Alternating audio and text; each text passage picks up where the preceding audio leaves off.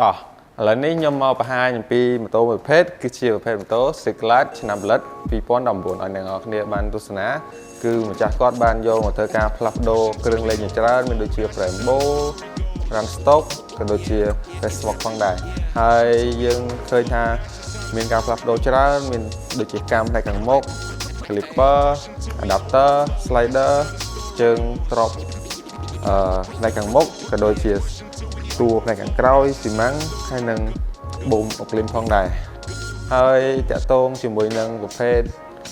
គ្រឿងរបស់ Runstock ដែលខ្ញុំបញ្ជាក់ប្រាប់អ្នកនរគ្នានឹងមានច្រើនប្រភេទដែលនឹងត្រៀមចូលស្តុកមកកាន់ Gracie 99ដែលយើងអាចមកមើលផ្ទាល់នៅហាងបានមានច្រើនប្រភេទដែលអ្នកនរគ្នាជ្រើសរើសក៏ដូចជាឆាតចូលក្នុង page ដើម្បីដឹងព័ត៌មានលម្អិតអំពីប្រភេទគ្រឿងនីមួយៗហើយឥឡូវនេះដូចយើងឃើញអញ្ចឹងគឺយើងកំពុងធ្វើការ install accessory ហ្នឹងចូលទៅក្នុងម៉ូតូបន្ទាប់ពី install រួចរាល់ហើយខ្ញុំនឹងនិយាយប្រាប់អ្នកនរគ្នាលម្អិតអំពីគ្រឿងមួយៗអានេះគឺយើងមើលវីដេអូទស្សនាអំពីការ install សិនតោះ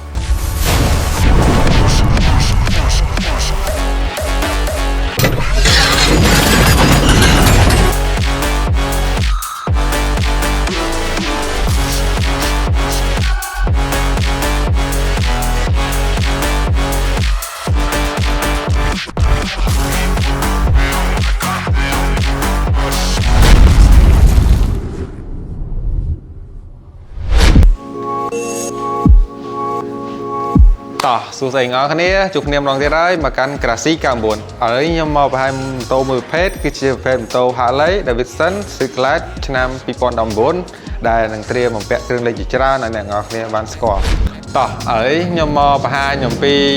ផ្នែកដៃខាងលើគឺយើងឃើញមានការផ្លាស់ប្ដូរជាមួយនឹងប្រភេទដៃលេងម៉ាក Fly Racing ក៏ដូចជាយើងឃើញមានកញ្ចប់ដៃ brand Runstock ដែលមានរចនាបថស្អាតក៏ដូចជាមានភាពរឹងមាំ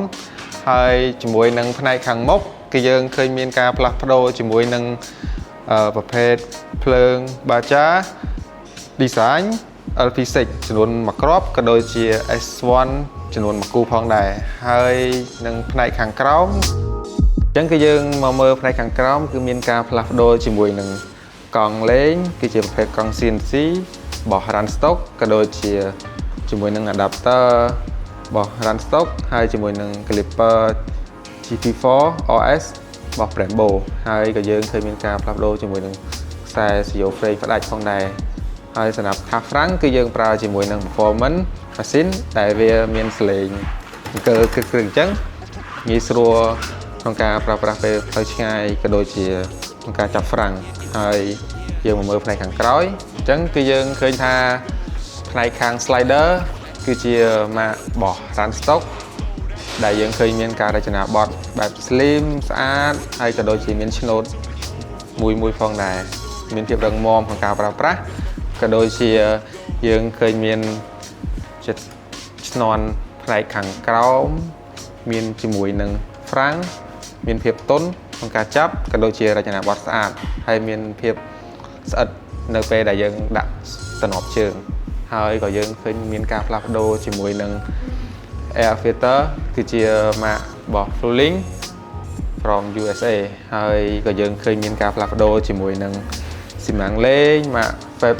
28ដែលយើងឃើញអញ្ចឹងគឺមានដាំ logo នៅផ្នែកខាងក្រោយជាមួយនឹងឆ្នាន់ផ្នែកខាងក្រោយក៏យើងឃើញថាគឺជាប្រភេទ brand របស់ Runstock ផងដែរតោះអញ្ចឹងគឺយើងឃើញថាផ្នែកខាងក្រោយគឺមានការផ្លាស់ប្ដូរជាមួយនឹងកាងលេង custom brake motorcycle ដែលយើងឃើញមានចុង CNC ក៏ដូចជាផ្នែកខាងចំហៀងយើងឃើញថាមានការផ្លាស់ប្ដូរជាមួយនឹងតួ Resmock ដែលមានគុណភាពខ្ពស់ហើយជាមួយនឹងបូមអុកលីន778ដែលវាងាយស្រួលក្នុងការប្រើប្រាស់មានម៉ូដតឡើងតលាក់ឲ្យទន់ស្រួលហើយជាមួយនឹងផ្នែកកាំគឺយើងឃើញថាមានការ CNC ផងដែរដូចជាមួយកាំខាងមុខ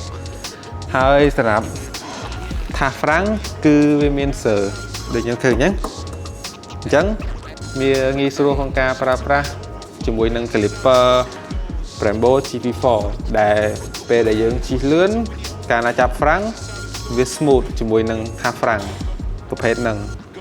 ហើយក៏យើងឃើញមានពាក់ជាមួយនឹង adapter run stock ជាមួយនឹងខ្សែហ្វ្រាំងលេងផ្ដាច់ហើយយើងក្លែកមកមើលផ្នែកខាងលើអញ្ចឹងគឺយើងឃើញថានៅផ្នែកខាងលើមានការផ្លាស់ប្ដូរជាមួយនឹង speaker លេងមក Rockford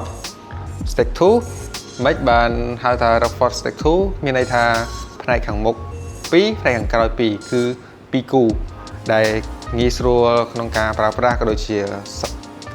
សំឡេងព្រោះផងដែរជាមួយនឹងកែបលេងដែល custom made by Grassy ដែលយើងអាចកំងជាមួយនឹងកម្ពស់ដែលយើងចង់បានដូចថាយើងមិនសូវជាខ្ពស់យើងអាចដាក់ជាកម្ពស់ដូចដែលនៅក្នុងរូបវីដេអូនឹងស្រេចក៏ដូចជាយើងរៀងខ្ពស់យើងអាចដំឡើងវារៀងខ្ពស់ស្មើជាងនឹងបានសម្រាប់ប្រភេទកែបលេងនិយាយចឹងខ្ញុំភ្លេចនិយាយប្រាប់អ្នកនរគ្នាមួយទៀតជាមួយនឹងផ្នែកកញ្ចក់លេងដែលមានពណ៌ក្រហមគឺជាម៉ាករបស់ Alien Mesh ដែលយើងឃើញមានកញ្ចក់ស្អាតក៏ដូចជារាង slim ទួយងាយស្រួលក្នុងការប្រើប្រាស់ក៏ដូចជាមិនញ័រពេលដែលយើងបើកលឿនផងដែរតោះឥឡូវខ្ញុំមកបង្ហាញអំពីសលេងឲ្យអ្នកនរគ្នាបានស្ដាប់ថាម៉ូតូនេះមានសលេងមិនដែរតោះឥឡូវចាំស្ដាប់អ្នកនរគ្នាឥឡូវគឺយើងធ្វើការបើកម៉ាស៊ីនសិនដើម្បីឲ្យម៉ាស៊ីនដំណើរការស្រួលក៏ដូចជាយើងចាប់ផ្ដើមធ្វើការបញ្ឆេះម៉ូតូ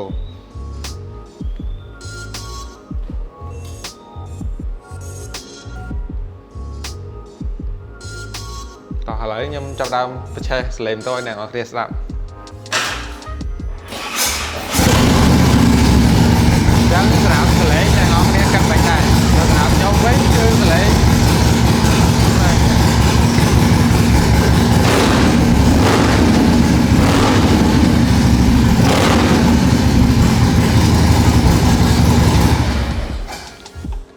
តោះឥឡូវបន្ទាប់ពីអ្នកនរគ្នាស្ដាប់សលេងម៉ាស៊ីនហើយមានអារម្មណ៍អីដែរតែបើសម្រាប់ខ្ញុំវិញគឺវ៉ាវហ្មងជាមួយនឹងសម្ាំងលេងក៏ដូចជារូបរាងគឺ performance កប់ហ្មង